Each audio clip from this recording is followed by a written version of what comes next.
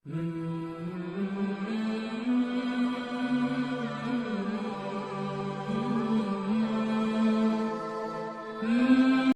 वालेकुम। हमारे YouTube channel पर आप सब लोगों को खुश आमदीद। उम्मीद करता हूँ आप सब लोग खैरियत से होंगे। चलिए स्टार्ट करते हैं आज की वीडियो।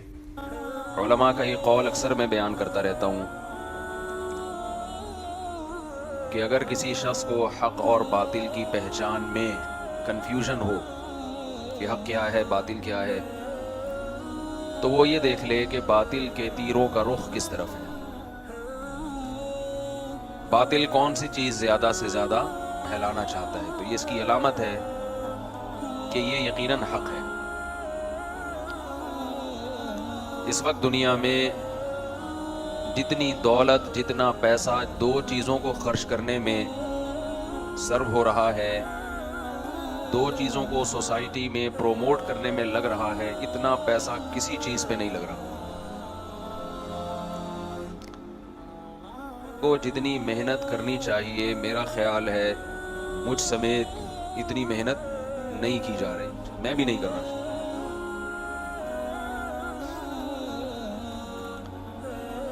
ये दो चीज़ें हैं, एक मुआशी निज़ाम के पैसा चंद हाथों में सिमट के जाए, गरीब की गुर्बत ख़त्म ना हो, दौलतमंद ज़्यादा से ज़्यादा दौलतमंद होता चला जाए, और दूसरा है मुआशरे में बेहयाई को फ़रोग़ देना। एक बात खूब अच्छी तरह समझ लेनी चाहिए, कुरान मजीद बार बार एक बात को बयान करता है, इन यशा युज़हिबुकुम व याति बिखल्क़िन जदीद वमा ज़ालिका अलल्लाहि बिअज़ीज़। मुझे शुरू में इस आयत का सही मफ़हूम समझ में नहीं आता था कि अल्लाह ताला ऐसी धमकियां क्यों देते हैं। वो धमकी क्या है कि मैं तुम सबको जहन्नम की आग में डाल दूं, तुम सबको अजाब में हलाक कर दूं। ये काम मुझ पे भारी नहीं है। एक तो होता है कि ये काम मैं कर सकता हूं, मेरी ताकत और कुदरत में है। यहां ताकत और कुदरत का जिक्र नहीं किया। बात चीजें इंसान के ताकत और कुदरत में होती हैं, लेकिन वो करता इसलिए नहीं है कि उसकी तबीयत पे ये चीज बहुत बोझल होती है। तबीयत ज़हनी तौर पे तैयार नहीं होता इंसान। आपके हाथ में बंदूक है, एक शख्स आपका कर्जा लेके भागा हुआ है, आपको वो तन्हाई में मिलता है, आप अगर उसे कत्ल कर दो कोई पूछने वाला नहीं है, तो आपके पास ताकत और कुदरत तो है, लेकिन अज़्ज़ा अलैका हाज़ल अम्र, अजीज का माना ये काम आपकी तबीयत पे शाक गुजरेगा कि यार मैं पैसों के मुकाबले में एक इंसानी जान को क्यों कत्ल कर दूं, इतना बड़ा कसूर तो नहीं है इसका, इतनी बड़ी गलती तो नहीं है इसकी। तो ये चीज इंसान की तबीयत पे बोझ बनती है। भाई सजा का मुस्तहिक हो भी तो दिल नहीं मानता इस काम के लिए। बाज़ दफा बहुत सारे लोग सजा के मुस्तहिक होते हैं, हुकूमत के पास ये पावर होती है कि उन सब लोगों को सजा दे, लेकिन गवर्नमेंट ये कह के छोड़ देती है कि हम इतनी सारी पब्लिक को पनिशमेंट नहीं दे सकते, इतने सारे लोग इसमें मुब्तला हो जाएंगे। जो गुनाह सोसाइटी में आम हो जाता है, हम कहते हैं ना भाई जो गुनाह कर रहा है उसका बायकॉट करो, तो लोग जवाब में क्या कहते हैं, भाई कोई एक आदमी कर रहा होता तो हम बायकॉट करते, यहाँ तो सारे इस जुर्म में मुब्तला हैं, किस किस का बायकॉट करें। तो तबीयत पे ये चीजें क्या गुजरती है, शाख, जिसको उर्दू में कहते हैं शाख गुजरता है मुझ में। तो कुरान ये कहता है कि दुनिया में सब लोग अल्लाह के नाफरमान बन जाएं, तो अल्लाह ये नहीं कह रहे कि मुझे ताकत और कुदरत है कि मैं सबको सजा दूं, सबको आग में डाल दूं, ये नहीं कह रहे, बल्कि कह रहे हैं वमा ज़ालिका अलल्लाहि बिअज़ीज़, ये मेरी तबीयत पे शाख नहीं गुजरेगा ये अमल। यानी मुझे ये नहीं लगेगा कि इतने सारे लोगों को क्यों अजाब दूं मैं, चलो दो चार होते। ये बहुत जबरदस्त धमकी है। یہ جو بے حیائی کا طوفان ہماری سوسائٹی میں پھیل گیا ہے، ٹک ٹاک پہ لڑکیاں بے غیرت بن چکی ہیں، کوئی باپ پوچھنے والا نہیں، کوئی بھائی پوچھنے والا نہیں. پہلے شادی بیاہ میں ناچ گانے ہوتے تھے، بھنگی چمار قسم کے لوگ، ان کی عورتیں ناچتی تھیں. لوگ برا سمجھتے تھے کہ یہ بھنگیوں کا خاندان ہے، ان کی عورتیں مردوں کے سامنے ناچتی ہیں، میراثی ہیں، ڈھولکی ہیں، خاندانی لوگ نہیں ہیں.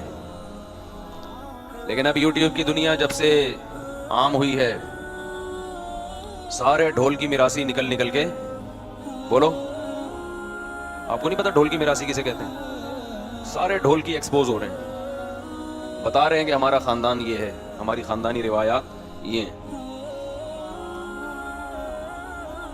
جو کام اداکاراؤں کا ہوا کرتا تھا وہ گھر گھر میں. کزنیں ناچ رہی ہیں اپنے کزن کے سامنے، بہنیں ناچ رہی ہیں بھائیوں کے سامنے.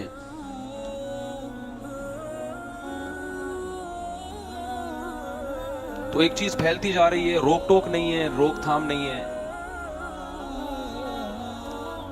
جس نے بنایا، جس نے پیدا کیا، اس کو ایسا ڈکشنری سے نکالا ہے، ایسا اس کو پسے پش ڈالا ہے. جس کا یوٹیوب چینل نہ چل رہا ہو، اپنی خوبصورت بیوی کو لے آئے گا وہ چلانے کے لیے.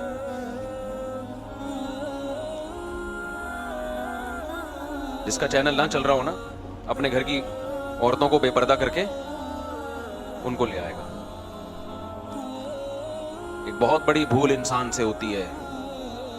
وہ کہتا ہے کہ اگر یہ چیزیں بری ہیں تو اللہ کا عذاب کیوں نہیں آتا. کل مجھے کسی نے بتایا کہ دنیا میں جو سب سے ٹاپ لسٹ کروڑ پتی ارب پتی لوگوں میں، مالدار لوگوں میں جو اشخاص ہیں، ان میں زیادہ تر ایتھیسٹ ہیں. ان میں زیادہ تر کیا ہیں؟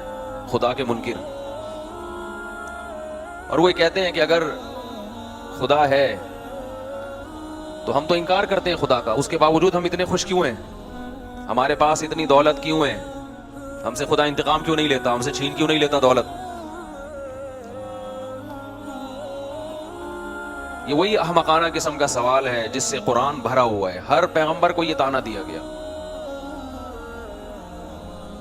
ہر پیغمبر کو قوم کے گناہگار لوگوں نے، بے حیا لوگوں نے اور خدا کے باغی لوگوں نے ایک ہی طعنہ دیا ہے کہ اگر آپ حق پر ہیں تو آپ مسکین کیوں ہیں، غریب کیوں ہیں، اور اگر خدا ہم سے ناراض ہے تو ہم خوشحال کیوں ہیں.